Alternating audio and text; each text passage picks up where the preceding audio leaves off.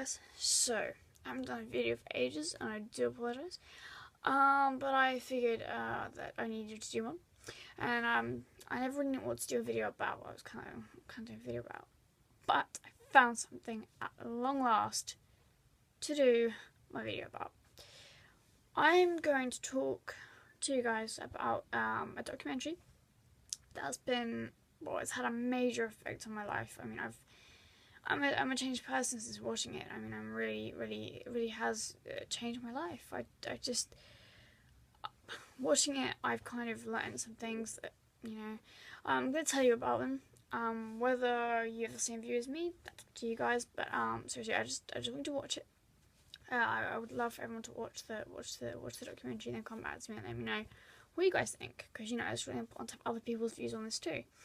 So the documentary is called Blackfish. I'm assuming people have heard of this. It's a documentary about the captivity and keeping of orcas. Now, orca are extremely intelligent animals, and they have a part of the brain that we don't have. I'm not quite sure how it works, but I do know that they are very, very fine. Their emotions are very fine-tuned, So you can imagine that the pain that they would have if their youngsters, if you've got a pod of whales, and then all the youngsters are taken away and then put into these, I don't know, theme parks. How many theme parks are there? They're just, I don't know, they're water parks. I say just water parks. You can imagine the pain they would go through. Well, that's exactly what happened when some of the whales that are in SeaWorld now were captured.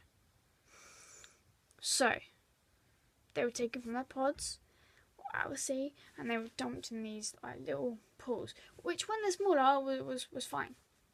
Anyway, Blackfish isn't about all of the whales in SeaWorld, although it does feature them and it does explain that there were some stories with some whales being more aggressive than others and stuff like that. The main focus of Blackfish is on the largest whale in captivity, Tilikum. Now, Tilikum is 22.5 feet long, and he is 12,000 pounds, so he's a big animal.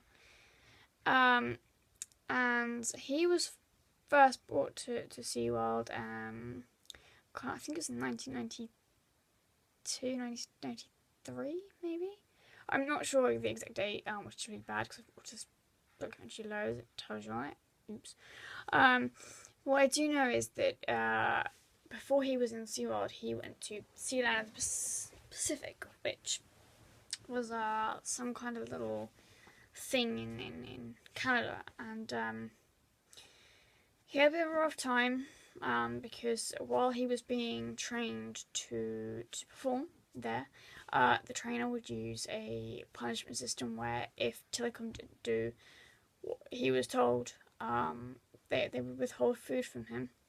But not only would they withhold food from him, they would withhold food from the whale he was often paired with, who was a seasoned whale, knew what it was doing, which meant that this other whale would get frustrated to Tilikum and then would end up raking him, which is where they would drag their teeth along his skin and often draw blood and stuff. So often Tilikum would just be covered head to toe in rakes because he just didn't, he was young, he was, and he often didn't perform to his best and stuff. So that was that. Anyway, before Tilikum, the reason SeaWorld had to shut was the death of one of their trainers, who had fallen into the pool. And the whales, being curious, had obviously come over and had put her back in the pool. And I believe they were playing with her. I think they were just playing with her. Obviously, they're animals. They don't understand. They're powerful animals. They didn't understand. Bearing in mind, Tilikum was quite young at this point, so he wasn't the size he was now, but he was still big. Now, it has been claimed that Tilikum was the one to instigate all the trouble and was the one that pulled her in the pool and the one that kept her in there and stuff. But that I don't know. There's lots of people who say there is no way to tell who was responsible, which whale was responsible. I wouldn't know. So anyway, after that, Silicon went to SeaWorld. And, I mean, you know, no trainer was allowed to get in the water with him because of what happened at Sealand of the Pacific, you know. They weren't sure, you know, how he'd react, so no one was allowed to get in the water with him. However, obviously, there was still a little bit of controversy about the whole Kelty Burn incident. Kelty Burn was the first person who Telecom was involved in their death. So, you know, this is one person. So he's already killed, like, already been involved in the death of one person before he even got to SeaWorld. I mean, I would be thinking, do we really want to have this animal? Because, dude, he's killed someone who's been involved in a death. That's not going to be great. But anyway, so they SeaWorld bought him, and I think one of the reasons they did was they could breed him. Which, again, you know, if an animal is aggressive and has shown history of aggression, then you really wouldn't want to breed him. Anyway, there were instances where he would lunge out at trainers, and you know, and that kind of, you know, says, hang on, this dude is aggressive, we shouldn't. But apparently SeaWorld were quite happy with him. They didn't. They were like, well, he's fine. So they didn't decide to do anything, which is surprising. But then, if SeaWorld wanted to breed, they wanted a male animal to breed. Fair enough, you know, crack on. So they decided to leave Telecom there. And basically, some guy managed to get into Telecom's tank at one point as well, and no one's sure what happened. But this guy was found dead. In the morning, when the staff arrived, they found this guy dead, draped over Telecom's back. Cause of death was drowning, but obviously, they weren't sure whether Telecom had anything to do with him drowning, whether Telecom had, like, you know, held him underwater.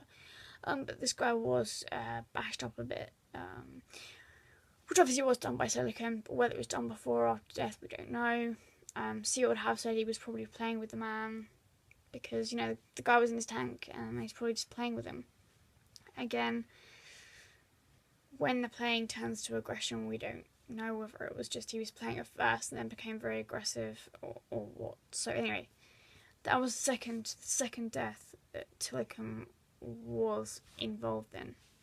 Now the third death, which is really the climax of the film, was the death of Dawn Brancho, who was a senior trainer at SeaWorld and was working with Telecom.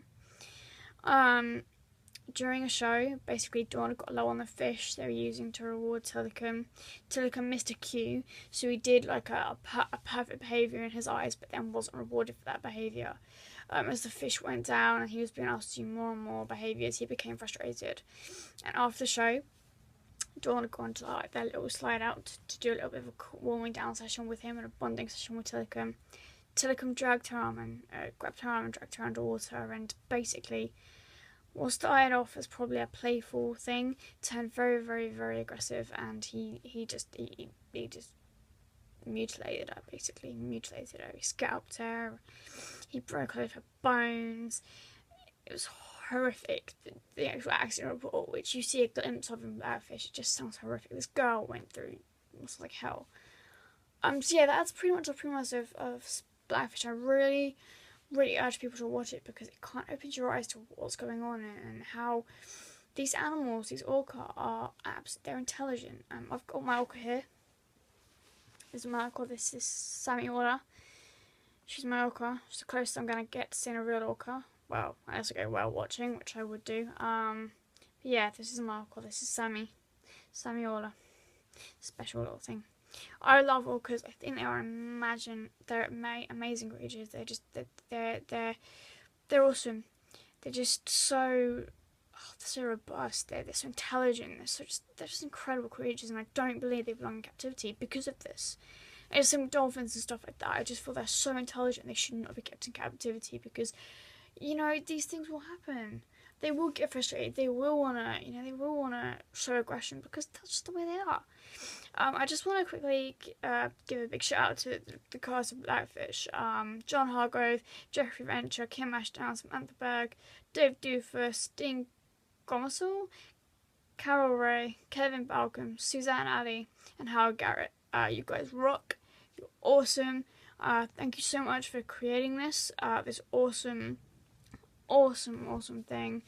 Director and everyone else who was involved, you're fantastic. Thank you.